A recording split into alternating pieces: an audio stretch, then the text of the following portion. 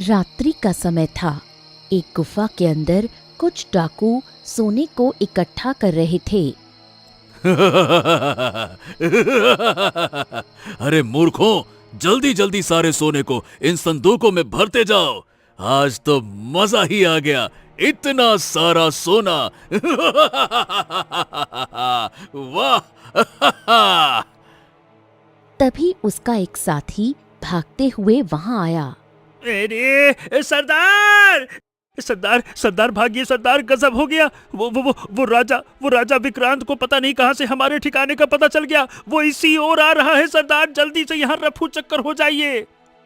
अच्छा, राजा विक्रांत खुद चलकर आ रहे हैं।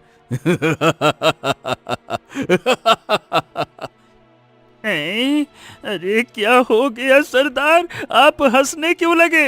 मैं कह रहा हूँ जल्दी यहाँ से चलिए, इससे पहले कि हम पकड़े जाएं। आहा, शांत हो जा रे मंजू, शांत हो जा। डरने की कोई जरूरत नहीं है। एक राजा डाकुओं को पकड़ने के लिए खुद कभी नहीं आता है। जरूर कोई ना कोई बात होगी, समझा? जिसके कुछ क्षण बाद ही महाराज विक्रांत अंदर आ जाता है, वो भी अकेले, बिना किसी सैनिक या मंत्री के। और अमर सिंह उन्हें देख मुस्कुराने लगा। क्या बात है अमर सिंह, मुझे देखकर ऐसे मुस्कुरा क्यों रहे हो? और हैरानी की बात है कि तुम अभी तक यहां से भागे क्यों नहीं? आइए आइए, स्वागत है महाराज। अब देखिए क्या है कि अगर खुद राजा को हमसे कोई काम हो तो हम अपना नुकसान करके यहां से भागेंगे क्यों भला? ओ जितना सुना था उससे कहीं ज्यादा समझदार हो। वही तो। अब बताइए महाराज, आखिरकार आपको ऐसी क्या हमारी जरूरत आन पड़ी कि आप स्वयं यहां चलकर आए? क्या करवाना चाहते हैं हमसे आप? मधुपुर गांव, जो यहां से कुछ ही दूरी पर स्थित है, उसे खाली करवाना है। एक भी आदमी या औरत उस गांव में नहीं रहना चाहिए। मेरा काम करोगे तो मुंह मांगा इनाम दूंगा, पर हां, याद रहे, गांव वालों को कुछ नहीं होना चाहिए। चाल चलो, बुद्धि का उपयोग करो और कैसे भी करके बिना किसी को नुकसान पहुंचाए वो गांव खाली करवाओ। ओ, पर भला आप उन सभी को भगाना क्यों चाहते हैं? ये जानना तुम्हारे लिए जरूरी नहीं है। जो कहा गया है बस वो करो। ऐसा कहकर राजा विक्रांत वहां से चले जाते हैं।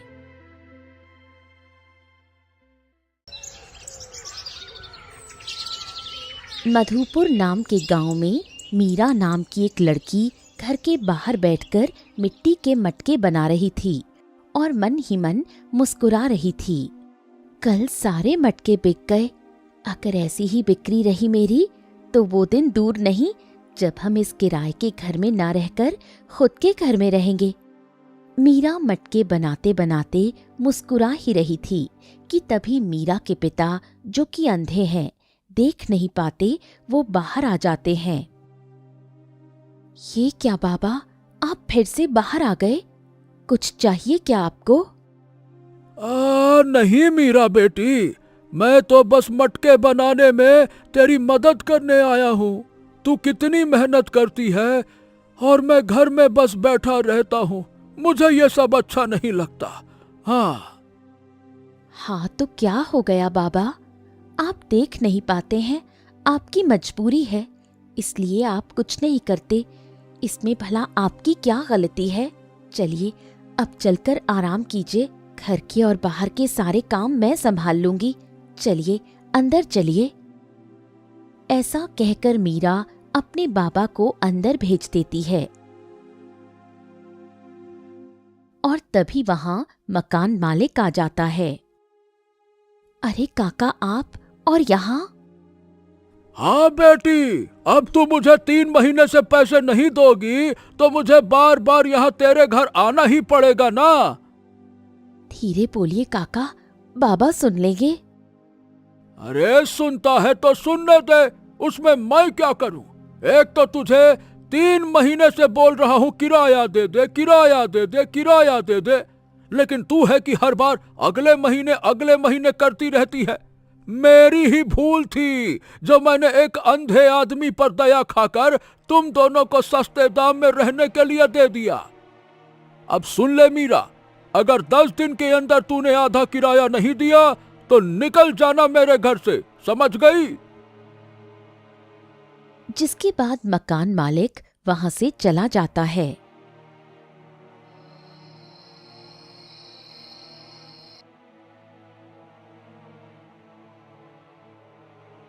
ये लीजिए बाबा, खाना खा लीजिए। अरे नहीं बेटा, नहीं नहीं, मुझे भूख नहीं है बेटा। भूख नहीं है? बाबा, क्या आपने काका की बातें सुन ली? हाँ सुन ली थी, मुझे माफ कर देना मेरी बच्ची। तुझे मुझ जैसा नाकारा बाप के कारण इतना कुछ झेलना पड़ता है। तेरी बिक्री अच्छी नहीं होती, तू बस मुझे खुश करने के लिए ही दिन भर कहती रहती है कि सारे मटके बिक गए, बिक गए। है ना बेटा, यही बात है ना? बाबा, बाबा आप खाना खा लीजिए, इन सब चीजों के बारे में हम बाद में बात करेंगे। नहीं, मैं नहीं खाऊंगा। ठीक है, फिर मैं भी नहीं खाऊंगी। मेरे बाबा के भूखे रहते हुए मैं कैसे खा सकती हूँ भला? अच्छा मीरा, ठीक है, लाओ मैं खा लेता हूँ, लाओ।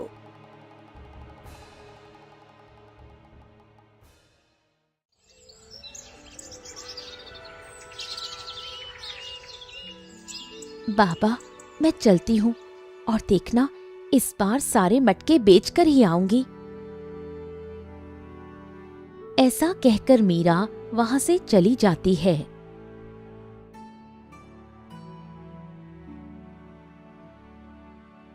मटके ले लो, मटके, मिट्टी के बने मटके। मीरा अपने मटकों को लेकर जगह जगह घूम रही होती है कि तभी वो एक पेड़ के पास कुछ लोगों की भीड़ देखती है। ये क्या, यहाँ ये भीड़ कैसी है? मुझे जाकर देखना चाहिए। अनर्थ होने वाला है, अनर्थ होने वाला है, अनर्थ होने वाला है। इस गांव में देवी का क्रोध फूटने वाला है, देवी का क्रोध, दैवीय क्रोध। ये आप क्या कह रहे हैं बाबा जी? भला देवी माँ का क्रोध हम पे क्यों फूटेगा? हमने भला ऐसा क्या कर दिया? 100 साल पहले इस गांव में सिर्फ देवी माँ के मंदिर हुआ करते थे और सभी गांव वाले सिर्फ उनकी ही पूजा और आसना करते थे। पर अब सभी अलग अलग देवी देवताओं की पूजा करने लगे, इसीलिए वो इस गांव में हर एक व्यक्ति से क्रोधित है। ओम। ये क्या बकवास है? देवी माँ कभी हमसे क्रोधित हो ही नहीं सकती हैं, वो भी सिर्फ इसलिए क्योंकि हम अलग अलग देवी देवताओं की पूजा करने लगे। अरे साधु महाराज, माँ माँ होती है, वो अपने बच्चों को नुकसान कभी नहीं पहुंचाती। बताओ भला ये कौन सी बात हुई? लक्ष्मी जी इसलिए गुस्सा हो जाए कि हम शंकर भगवान की पूजा करते हैं? हद है। सही कहा मुखिया जी, मुझे तो ये बाबा ढोंगी लगता है। अरे भाइयों, इस जैसे ढोंगियों की बातों में आने की कोई जरूरत नहीं है। अरे भगाओ इसको, ढोंगी कहीं का। जा रहा हूं मैं जंगल के पास एक पेड़ के नीचे साधना करने जा रहा हूं, पर याद रखना इस गांव में मुसीबत आने वाली है, बहुत बड़ी मुसीबत। ओम नमः शिवाय। ऐसा कहकर वो साधु वहां से चला जाता है। ये साधु पता नहीं क्यों, पर कुछ ठीक नहीं था। इसकी दाढ़ी मूछें मुझे सब नकली लग रही थी। अच्छा है गांव वाले इस ढोंगी की बातों में नहीं आए।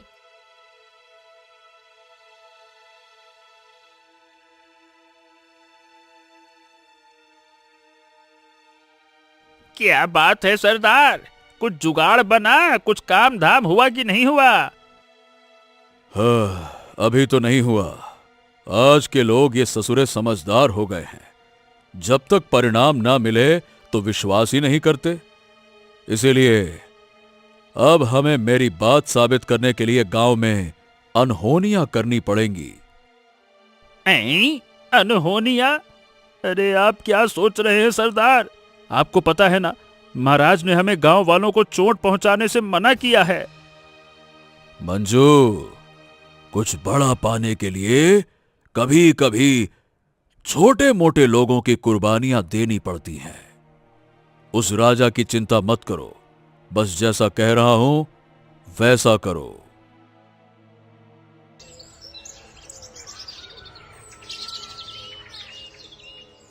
मीरा अपने मटके बना रही होती है। वहां का माहौल पूरी तरह शांत था कि तभी दो औरतें भागते हुए जा रही होती हैं। जल्दी चलो बहन, 2 घरों में आग लग चुकी है, जल्दी चलो।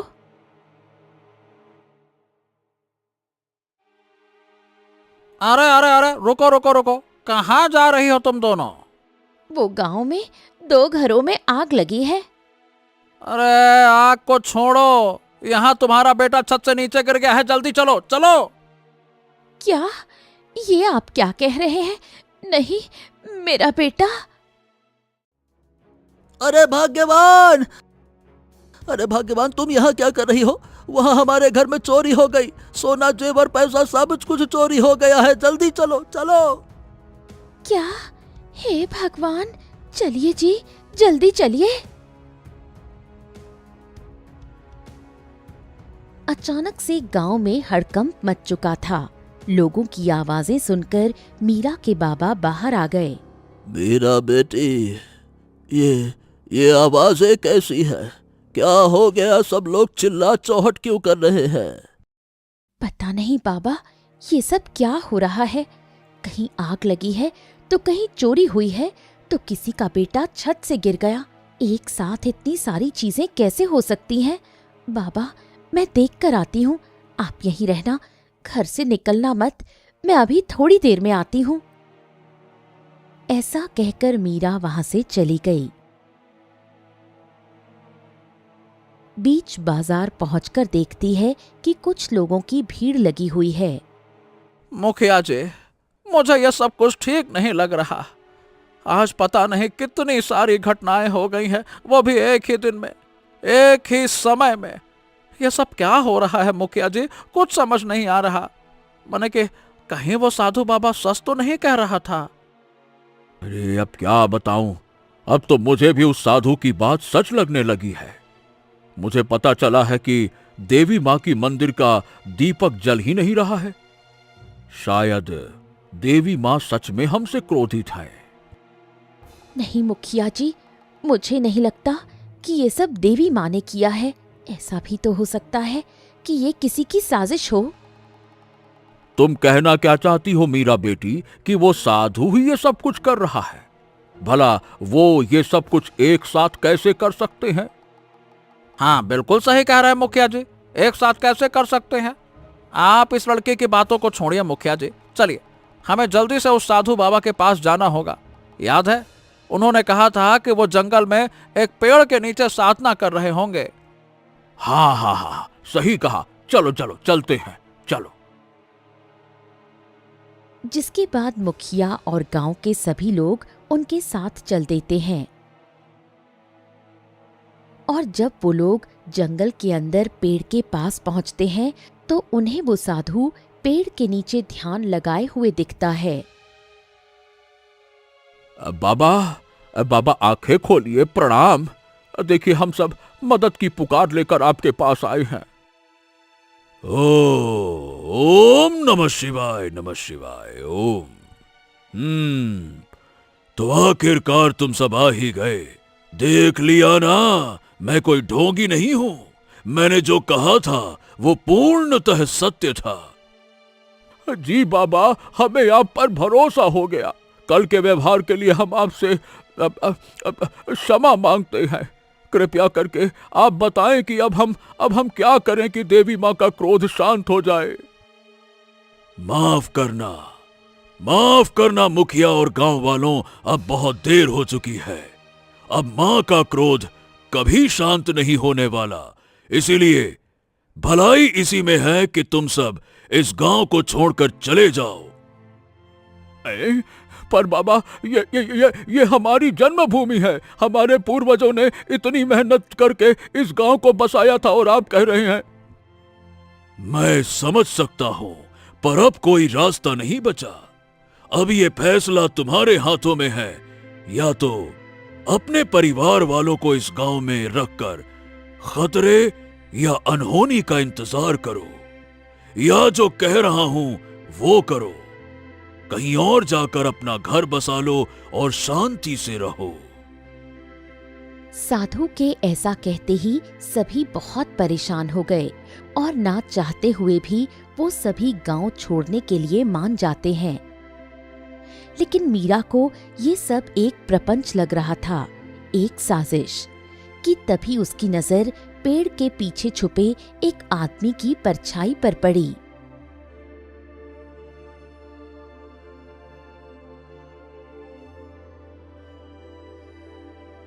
मुझे तो शुरू से ही इस साधु पर शक था। अंदर चलकर देखती हूँ कि इनका इरादा क्या है।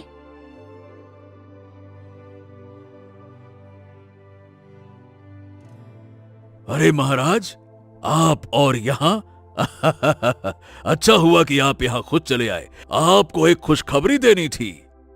क्यों, क्या किया?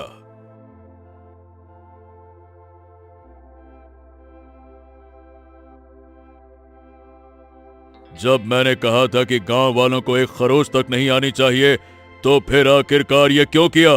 क्यों लोगों की जान ली तुमने, हैं? अरे तो क्या करता भला मैंने शांति से लोगों को समझाने की कोशिश की, लेकिन वो सभी मुझे ढोंगी समझ रहे थे, तो मैं क्या करता? अगर शांति से सोचते तो कोई ना कोई रास्ता तो मिल जाता ना। लेकिन तुम लोगों ने अपनी औकात दिखा ही दी कि तुम लोग हत्यारे हो, हत्यारे। गलत रास्ता ही चुनोगे, इसीलिए डाकू भरोसे के लायक नहीं होते। वो दोनों आपस में बहस कर ही रहे होते हैं कि तभी मीरा का पैर गलती से एक लकड़ी के छोटे से टुकड़े पर पड़ जाता है। सरदार, सरदार वो देखिए, वहाँ वो एक लड़की है। लगता है उसने हमारी सारी बात सुन ली है। अरे तो मूर्खों, देख क्या रहे हो? जाकर उसे पकड़ो और खत्म करो, जाओ। नहीं, रुको। डाकू मीरा के पीछे पड़ जाते हैं और मीरा तेजी से भागने लगती है।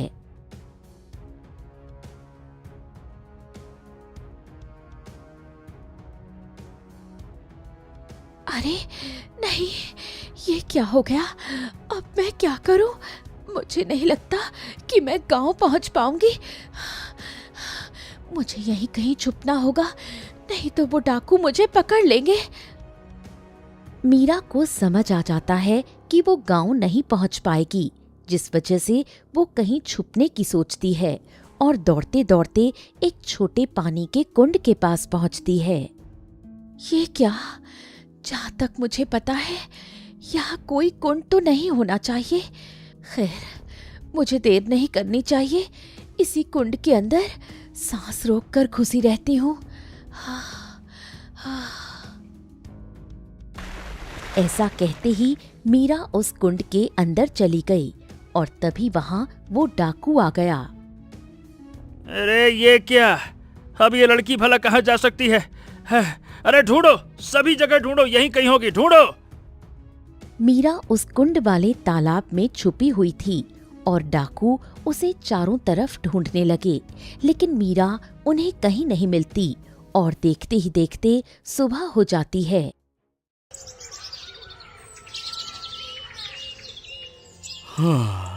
ये घर जिसे मेरे पिता ने इतने वर्षों की मेहनत से जमा की हुई पूंजी इकट्ठा करके बनवाया था, आज इस घर को छोड़कर जाना पड़ेगा। नहीं मुखिया जी, ये घर छोड़कर जाने की कोई जरूरत नहीं है। हमारे साथ धोखा हुआ है। है? ये आवाज किसकी है? मुझे तो यहाँ कोई नहीं दिखाई दे रहा। कहीं ये मेरा भ्रम तो नहीं है? ये आप क्या कह रहे हैं मुखिया जी? ये मैं हूँ। आप मुझे देख नहीं पा रहे हैं? कौन है? अरे कौन है जो मेरे साथ ऐसा मजाक कर रहा है? सामने आओ। अरे मैं कहता हूँ सामने आओ। ये सब आखिर चल क्या रहा है? मुखिया जी मुझे देख नहीं पा रहे हैं, पर ऐसा कैसे हो सकता है?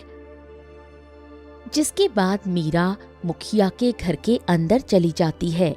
मुखिया के घर में एक आईना रखा होता है। जब मीरा उस आईने में अपने आप को देखती है तो देखकर पूरी तरह से हैरान रह जाती है, क्योंकि उस आईने में वो तो क्या, उसकी परछाई तक नहीं दिखती। ये कैसे हो सकता है भला? मैं इस आईने में दिख क्यों नहीं रही हूँ? तो क्या मैं सच में अदृश्य हो चुकी हूँ? पर ये कैसे हो सकता है? मीरा को कुछ भी समझ नहीं आ रहा था और वो तेजी से भागने लगी और भागते भागते उसी जंगल के उस कुंड तालाब के पास पहुंची।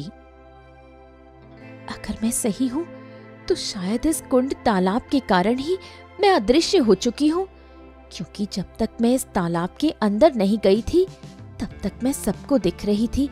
इस तालाब के अंदर जाकर देखती हूँ। ऐसा कहकर मीरा उस तालाब के अंदर फिर से चली जाती है और जब बाहर आती है और छोटे से आईने में अपने आप को देखती है तो इस बार वो अपने आप को देख पा रही होती है। ये तो कमाल है। ऐसा तो सिर्फ कहानियों में ही होता है, पर यहाँ तो सच में हो रहा है। अच्छा है, अब मैं इस तालाब की मदद से उन डाकुओं को अच्छा सबक सिखा पाऊंगी। मैं भी तो देखूं कि मेरे होते हुए कौन मेरे गांव वालों को उनके ही गांव से भगाता है। हाँ, जैसा आपने कहा, हम सब तैयार हैं इस गांव को छोड़ने के लिए। बहुत अच्छे, बहुत अच्छे।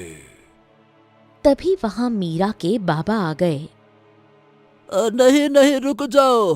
अरे रुक जाओ गांव वालों, किसी को कहीं जाने की कोई आवश्यकता नहीं है। लो मुखिया जी, ये तो मीरा का वो अंधा बाप है। पहले इसकी बेटी मना कर रही थी, अब इसका बाप भी आ गया। लगता है इन दोनों को यहाँ रहकर मरने का बड़ा शौक है। देखो, मुझे पता है कि तुम्हें इस गांव और घर से काफी लगाव है, हमको भी है, लेकिन हमें अपने परिवार वालों की चिंता भी है। इसीलिए हम देवी माँ के क्रोध का शिकार नहीं बनना चाहते। तुम चाहो तो रह सकते हो, लेकिन हम तो जा रहे हैं भाई।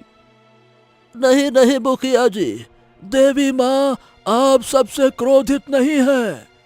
आज सुबह जब मैं सो रहा था ना, तो मुझे खुद देवी माँ ने दर्शन दिए और सभी को देवी माँ के मंदिर में बुलाया है।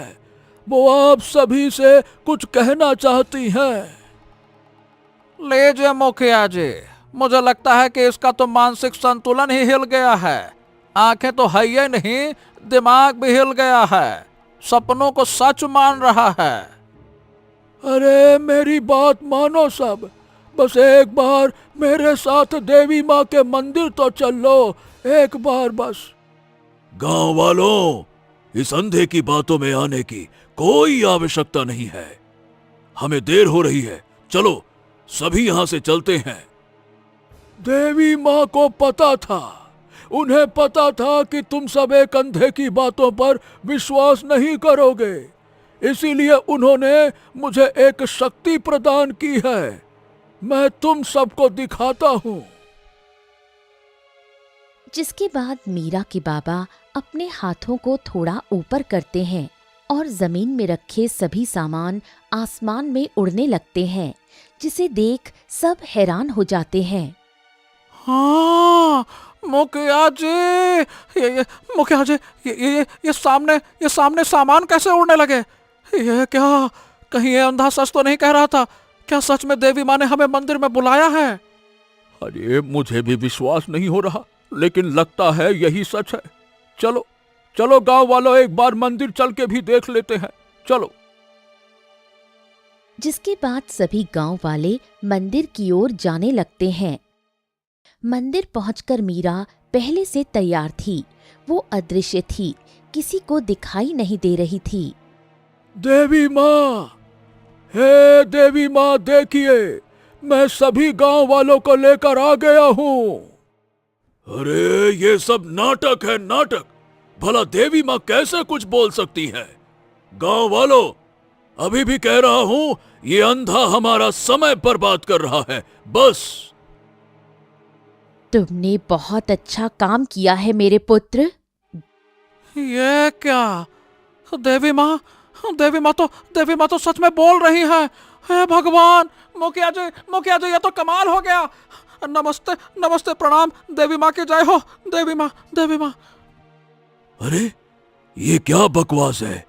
क्या अभी अभी जो मेरे कानों ने सुना वो कोई भ्रम था या सच में कोई बोल रहा है? पर यहां तो कोई नहीं दिखाई दे रहा, और मुझे नहीं लगता कि पीछे से भी कोई बोल रहा है। तो क्या सच में देवी माँ की आवाज है? गांव वालों, तुम सभी मेरे अपने बच्चे हो। तुम लोगों ने ऐसा सोच भी कैसे लिया कि मैं अपने ही बच्चों से क्रोधित होकर उनको हानि पहुंचाऊंगी? ये जो साधु दिख रहा है, ये एक ढोंगी है। ये और कोई नहीं, वही मशहूर डाकू अमर सिंह है, जिसने अपने साथियों से तुम सबके घरों में आग लगवाई, चोरी करवाई और बच्चे को भी छत से धक्का दिया। क्या कहा? तो यानी कि जो सब कुछ गांव में हो रहा था वो इस साधु, यानी कि इस डाकू की साजिश थी, सिर्फ इसीलिए ताकि हमें गांव से बाहर निकाल सके। अच्छा, अगर ऐसा है तो हम इस डाकू अमर सिंह को छोड़ नहीं सकते। चलो मारो इसको, मारो। ऐसा कहते ही सभी गांव वाले मिलकर डाकू अमर सिंह को मारने लग गए। वाह बेटी वाह, तूने तो आज कमाल ही कर दिया। तूने जैसा कहा था मैंने ठीक वैसा ही किया, और ये डाकू पकड़ा गया। अब ये गांव सुरक्षित है। गांव तो सुरक्षित हो गया। अब तो ये पता करना है कि आखिर क्यों महाराज ने इन डाकुओं से कहकर गांव को खाली करवाना चाहा। जब तक ये पता नहीं चल जाता, ये गांव पूरी तरह से सुरक्षित नहीं हो सकता।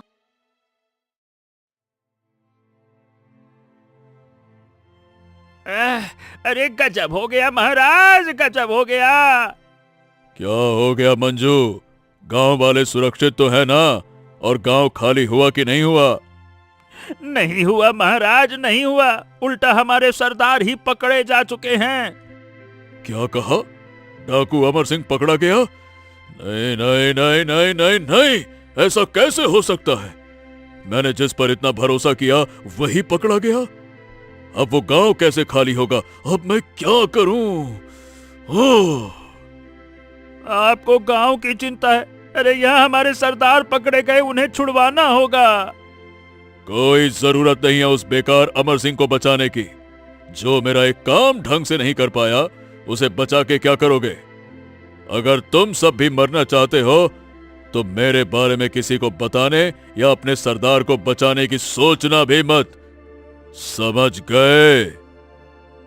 ऐसा कहकर राजा विक्रांत वहां से चले जाते हैं। वो डाकू भी किसी काम का नहीं निकला। अब भला मैं गांव को आखिरकार कैसे खाली करवाऊं? मैं गांव वालों को हानि पहुंचाना नहीं चाहता, नहीं तो बहुत पहले ही गांव खाली करा चुका होता। तो आप भला उस गांव को खाली करवाना ही क्यों चाहते हैं? कौन है? कौन है यहाँ? किसने बोला सामने आओ? कौन है यहाँ पे? माफ करना राजा विक्रांत, पर आप मुझे नहीं देख सकते क्योंकि मैं देवी हूँ। क्या कहा? देवी माँ? पर आपकी आवाज बदली हुई क्यों लग रही है? और आप मुझसे पूछ रही हैं कि मैं गांव को क्यों खाली करवाना चाहता हूँ, जबकि आपने ही तो मुझे गांव को खाली करवाने का आदेश दिया है। क्या कहा? देवी माँ ने आदेश दिया है तो इसका मतलब कोई और भी है जिसे उस अदृश्य कुंड तालाब के बारे में पता है। वो भी उसी कुंड में डूबकर अदृश्य हुआ होगा और महाराज विक्रांत को मूर्ख बना रहा है। क्या बात है देवी माँ, आप चुप क्यों हो गई?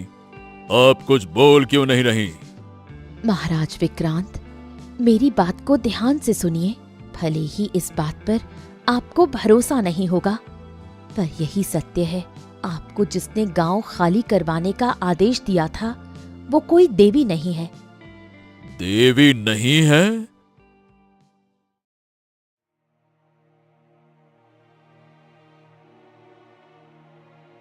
हे देवी माँ, आप कहाँ हैं? कृपया करके मुझे दर्शन दें, देवी माँ। माफ करना राजा विक्रांत, पर मैं दर्शन नहीं दे सकती। तुमने अभी तक उतने पुण्य नहीं किए हैं कि तुम मुझे देख सको। वो सब छोड़ो और ये बताओ, क्या तुमने गांव खाली करवा दिया? नहीं देवी माँ, मुझे माफ कर दीजिए। मैं आपका दिया हुआ काम नहीं कर पाया, पर आप चिंता मत कीजिए। मैं उस गांव को किसी भी हाल में खाली करवा के ही रहूंगा। चिंता मत कीजिए। राजा विक्रांत, तुम्हें पता है ना, इतना समय नहीं है तुम्हारे पास। अगर तुमने जल्दी गांव खाली नहीं करवाया तो तुम्हारा विनाश हो जाएगा। मुझे माफ कर दीजिए देवी माँ, और ये जल ग्रहण कर लीजिए। अपने आप को शांत कीजिए देवी माँ। नहीं पीना मुझे जल। हे देवी माँ, अपने भक्त की भावना को समझिए। मैंने आपके लिए इतने प्रेम से ये जल लाया है, कृपया करके इसे ग्रहण कर लीजिए। ये एक बेटे का अपने माँ से निवेदन है। ग्रहण कर लीजिए ना माँ, ग्रहण कर लीजिए। ठीक है, अगर तुम्हारी यही इच्छा है तो मैं इस जल को ग्रहण करती हूँ। इसके बाद देवी ने उस कलश को अपने हाथ में लिया और उसे पीने लगी। जैसे ही उसने वो जल पिया, वो दिखने लगी। वो साक्षात दिखाई देने लगी। सैनिकों, जल्दी से पकड़ो इस लड़की को। ये तुम क्या कर रहे हो राजा विक्रांत? अपनी मर्यादा भूल गए हो। मर्यादा तो तुम भूल गई हो, इसीलिए तो तुमने मुझे देवी माँ बनकर मूर्ख बनाया। अब अपने आप को देखो, अब तुम अदृश्य नहीं, साफ साफ दिखाई दे रही हो। नहीं नहीं, ये नहीं हो सकता। भला ये कैसे हो सकता है? क्योंकि वो जल कोई आम जल नहीं था, वो उसी अदृश्य कुंड का जल था जिसके अंदर जाने से इंसान अदृश्य हो जाते हैं और पुनः उसी जल को छूने से वो फिर से दिखाई देने लगते हैं। सैनिकों, देख क्या रहे हो? पकड़ लो इस लड़की को और डाल दो कारागार में। ले जाओ इसे। जिसके बाद सैनिक उस लड़की को पकड़कर ले जाते हैं। जिसके कुछ क्षण बाद मीरा आती है। शाबाश मीरा, अगर तुम ना होती तो पता नहीं मेरा और मधुपुर गांव का क्या होता। तुम सच में बहुत ही बुद्धिमान लड़की हो। मैं तुम्हारे चतुराई को देखकर बेहद खुश हुआ। ये बताओ, क्या तुम मेरे राज्य की सलाहकार बनोगी? क्या कहा? सलाहकार? पर महाराज, मुझे नहीं लगता कि मैं इतने बड़े पद के योग्य हूँ। अरे बेशक तुम हो मीरा। अब मना मत करना। अब मुझे तुम जैसे बहादुर और बुद्धिमान लोगों की ही जरूरत है, जो हमारे राज्य को एक अलग स्तर पर लेके जाएं और कभी अन्याय ना होने दें। मैं तुम्हें तुम्हारे काम के लिए एक बहुत बड़ा पुरस्कार दूंगा, पर मैं चाहता हूं कि तुम इस पद को ग्रहण करो। अब मैं भला आपको कैसे मना कर सकती हूँ महाराज? मुझे मंजूर है। जिसके बाद मीरा की जिंदगी पूरी तरह से बदल गई। जो लड़की कल तक गरीब थी, वो रातों रात धनवान बन गई और मटके वाली से सीधे सलाहकार का पद भी मिल गया, जिससे उसका पूरा जीवन बदल गया और सब ठीक हो गया।